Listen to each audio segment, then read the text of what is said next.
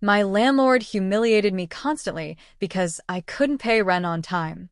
Today, I bought the entire building, and now he's begging me not to evict him. The day he posted the notice. The eviction notice went up on a Tuesday morning in Brooklyn, New York, taped crookedly on my apartment door like a public scarlet letter. Past due. Final warning. My name, Rebecca Shan, was written in thick black ink, bold enough for every neighbor to see. Mr. Page didn't knock. He never did. He believed knocking was for people who deserved respect. Maybe if you worked harder instead of dreaming, you wouldn't be here, he said later that day, leaning against the hallway rail like a king watching a peasant kneel. His voice echoed down the stairwell. On purpose. I had just lost my mother 3 months earlier. Hospital bills had swallowed my savings. I was freelancing at night, bartending by day, barely sleeping. Still, rent came late once, and he turned it into a spectacle. People like you always fall behind, he said, smirking. I give it 6 months before you're back on the street. Neighbors pretended not to listen. I pretended not to cry. That night, I sat on the floor, back against the wall, eviction notice trembling in my hands. I promised myself something in the quiet dark of that apartment. If I ever rise from this place, I will never forget how it felt to be humiliated for surviving. And Mr. Page had no idea. This building was the last place he would ever feel powerful. Before I continue, please subscribe to my channel to see more interesting stories. Thank you. Humiliation was his favorite currency. Mr. Page collected rent the way some men collected trophies, slow, cruel, and public. When I paid late again, he made me stand in the lobby. Chicago-style cold had followed him from his past, sharp and unforgiving, and he carried that same chill in his words. Say it, he demanded. Say you're behind again. I whispered it. He laughed. Louder. If you're going to fail, at least be honest about it. People walked past. Someone snorted. Someone else shook their head like I was the problem. That night, I packed my pride into a suitcase and flew to Dallas, Texas, chasing a short-term contract I almost didn't qualify for. It was data analysis, numbers, forecasts, patterns. Things I was good at but never had the chance to prove. I worked until my eyes burned. I learned markets. I studied property cycles. I listened when others slept. Meanwhile, Mr. Page kept texting threats. Late fees. Court dates. You're replaceable. He was right about one thing. Someone was replaceable. It just wasn't me. The first break, no one saw. Dallas changed me. I stopped surviving and started calculating. The firm noticed. By the end of the contract, they offered me equity in a small but aggressive real estate analytics startup. I didn't celebrate. I reinvested. I moved to Phoenix, Arizona, then Denver, Colorado, following opportunities like a shadow. I lived cheaply. I slept little. I learned everything. Back in Brooklyn, Mr. Page raised my rent by accident. When I questioned it, he laughed. You're lucky I don't kick you out now, he said. Be grateful. I was grateful for every insult, every threat, every reminder of how powerless I once felt. Because resentment, when sharpened, becomes focus. One night in San Francisco, staring at a spreadsheet glowing blue in the dark, I noticed something strange. The Brooklyn building's mortgage, Mr. Page's building, was over-leveraged, poorly managed, one bad quarter away from collapse. I didn't smile. I took notes. When the hunter becomes the house. By the time I returned to New York, I wasn't the same tenant. I wore cheaper clothes, but my eyes saw deeper. I spoke less, but I listened more. Mr. Page didn't notice. People like him never do. Until it's too late. I began quietly acquiring minority stakes in distressed properties across Ohio, Nevada, and New Jersey. Small percentages. Silent moves. All under shell LLCs. Then came the call. Mr. Page was in trouble. Taxes. Repairs. Vacancy rates climbing. He complained loudly in the lobby, like the world owed him sympathy. Tenants these days are useless, he said, staring straight at me. Always dragging landlords down. I nodded politely. That night, my lawyer called. The building is going up for sale sooner than expected, she said. Quiet auction. My hands trembled, not with fear, but memory. I thought of the eviction notice, the laughter, The shame. and I placed a bid. The offer that changed everything. The auction was held in a quiet office in Manhattan. No crowds. No drama. Just men in suits pretending not to care. I won. Not outright, but controlling interest. When the papers were signed, I sat in my car for a long time, forehead against the steering wheel, breathing through the weight of it. I didn't feel victorious. I felt ready. Mr. Page still thought I was late on rent. He knocked on my door that evening, smug as ever. You've got 3 days, he said. After that, I won't be so nice. I looked at him, really looked at him, for the first time, and I smiled. 3 days is fine, I said calmly. He walked away laughing. He had no idea. Those 3 days were the last days he would ever stand above me. The silence that made him nervous. On the 3rd day, I didn't pay rent. No calls. No texts. No apologies. That alone was enough to rattle Mr. Page. He showed up outside my door in Brooklyn, knocking harder than usual. When I opened it, I was calm, too calm. You think you can ignore me now? He snapped. I looked past him, like he wasn't even there. Send everything to my lawyer. He laughed, but it cracked halfway through. You don't have a lawyer. I closed the door without answering. That afternoon, I boarded a flight to Los Angeles, California, where the final paperwork was being structured. The LLC that now controlled the building was layers removed from my name. Clean. Invisible. Legal. From my hotel room overlooking Sunset Boulevard, I watched Mr. Page leave me 5 missed calls. For the first time, the silence wasn't humiliating. It was strategic. His arrogance became my shield. Mr. Page filed eviction proceedings immediately. He loved courtrooms. Loved watching tenants shrink. But this time, something slowed him down. Permits he needed were suddenly under review. A long-ignored violation surfaced, mold complaints from years ago. Inspectors started calling. I hadn't touched those files. The system did.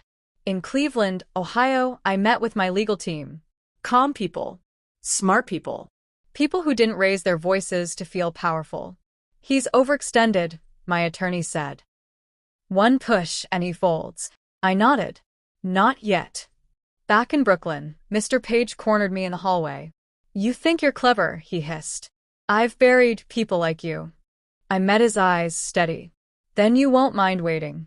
That night, I transferred the final funds. The building officially changed hands at midnight. The day I stopped being invisible. The management notice went up the next morning. New ownership. All inquiries to be directed to. My name wasn't there. Not yet. Mr. Page stormed through the lobby, red-faced, shouting into his phone. They sold it without telling me. He didn't recognize the representative who arrived, my proxy. Suit. Calm smile. No history. I'd like to review tenant relations, the man said pleasantly. Mr. Page scoffed. You'll find them lazy and late. I stood behind them, holding a coffee, watching. For the first time, he looked at me and didn't see a victim.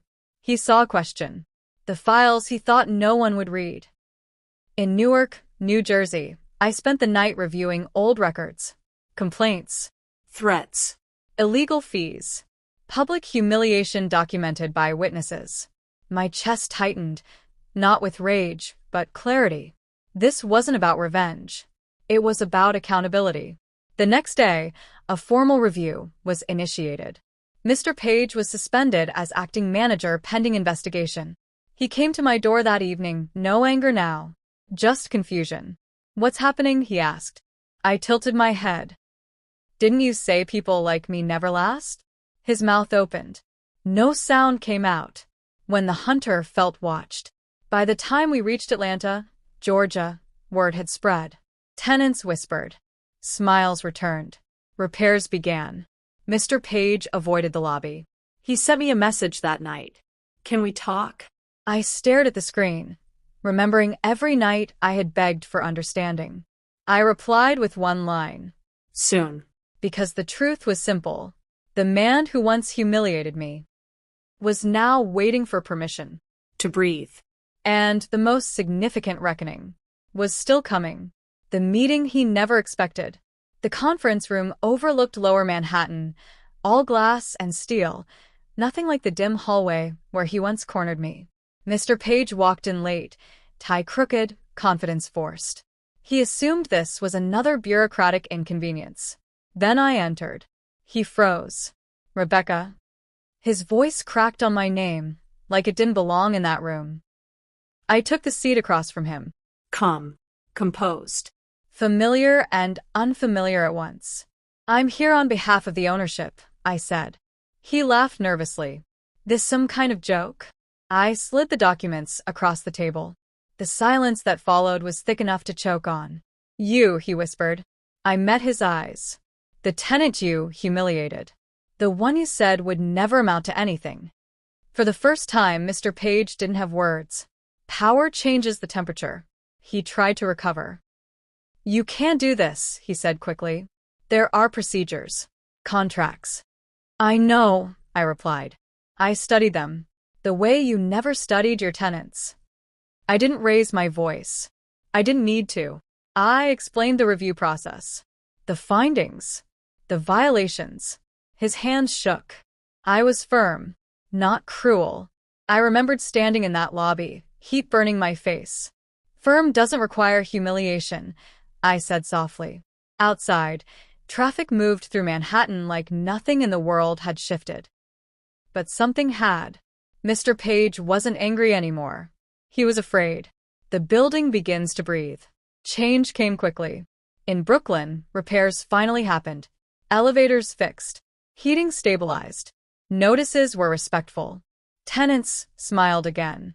I walked the halls at night, remembering who I used to be. I didn't erase the past. I carried it with me. Mr. Page was removed officially. No announcement. No spectacle. He sent me an email at 2:17 a.m. I need this job. Please. I stared at the screen for a long time. Once, I had written something similar. I didn't reply. When regret sounds like excuses. We met again, this time in Baltimore, Maryland, where he had relatives and nowhere else to go. He looked smaller. Older. I was under pressure, he said. You don't understand. I did understand. That was the problem. I understand perfectly, I said. That's why this isn't revenge. His eyes flickered. Then what is it? Consequences. He swallowed hard. For the first time, he apologized. Not to save face. To survive. Mercy is not weakness. I could have ended him. Legally. Financially. Completely. But power isn't proven by destruction. It's proven by restraint. I offered him a choice. A reduced role. Training. Oversight. A chance to learn what dignity actually looks like. His voice broke. Why? I stood, gathering my coat. Because someone once crushed me, I said. And I chose to rise instead of repeat it. As I walked out, I felt something unexpected. Not triumph. Peace. But the story wasn't over yet. Because true justice doesn't end with forgiveness. It ends with transformation. The weight of second chances. Mr. Page accepted the reduced role. Watching him attend tenant relations training in Philadelphia, Pennsylvania felt surreal. The same man who once barked orders now sat silently, taking notes. He avoided my eyes. Tenants didn't know the full story. They just knew things were better. Heat on time. Respect in emails. Apologies where there had once been threats. But redemption is heavier than punishment. I saw it in the way Mr. Page flinched whenever someone raised their voice. In the way he stayed late, fixing what he used to ignore. Still, the past doesn't disappear. It waits. A past that refused to stay buried. A former tenant reached out from Oakland, California. Her message was short. Devastating. He evicted my father during chemotherapy. Documents followed. Dates. Witnesses. I felt the old fire rise, not rage, but responsibility. This wasn't just my story. I initiated a full historical audit. Mr. Page was called in. This goes beyond me, I said quietly. Do you understand that? His face drained of color. Yes, he whispered. When truth becomes public. The findings couldn't stay private. In Washington, D.C., a housing advocacy panel reviewed the case. Mr. Page's past actions were laid bare, not exaggerated, just illuminated. He didn't argue. He stood and spoke. I thought power meant control, he said. I was wrong. The room was silent. Accountability doesn't ask for applause. It asks for change. The choice that defined me. I had the final say. Blacklisting. Legal action. Permanent removal. Everyone expected it. But I remembered who I was when I had nothing. I chose a different ending. Mr. Page would step down permanently. His pension would fund tenant relief programs. His name would be attached, not erased from the record. He looked at me, eyes wet. You didn't have to do this. No, I said. But I get to. The calm before the final storm. In Seattle, Washington, I stood on a balcony overlooking rain-slick streets, thinking about cycles. How pain moves. How power tempts. Mr. Page was leaving New York. But before he did, he asked for one last meeting.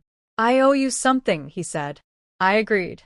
Because the final chapter of justice is never written in anger. It's written in truth. And the most significant payback was still waiting. The last request. We met in Brooklyn, in the same building where it all began. The lobby looked different now. Brighter, warmer, alive. Tenants laughed softly near the mailboxes. Mr. Page stood near the wall, hands folded like a visitor in a place that no longer belonged to him. I'm leaving New York, he said. But before I go, I want to apologize. Publicly. I studied his face. This wasn't fear anymore. It was understanding. Do it right, I said. He nodded. The apology that changed the room. The gathering was small but intentional. Tenants past and present. Advocates. Witnesses. Mr. Page stood at the front, voice unsteady. I used power to humiliate instead of protect, he said. I turned rent into a weapon. Eyes locked on him. Some angry. Some tearful. I can't undo the harm, he continued. But I will spend the rest of my life acknowledging it. He stepped down, shoulders bowed. No applause. Just silence. The kind that cleans a wound. When begging finally meant something. Later that evening, he approached me alone. I know I don't deserve it, he said, voice low. But please don't evict me immediately. Let me leave with dignity. This was the moment I had imagined years ago. The power. The reversal.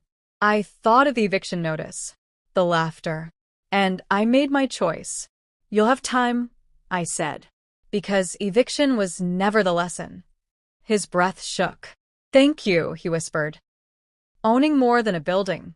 Weeks later, in Boston, Massachusetts, I finalized something far bigger than a property deal. The building became a model for ethical housing.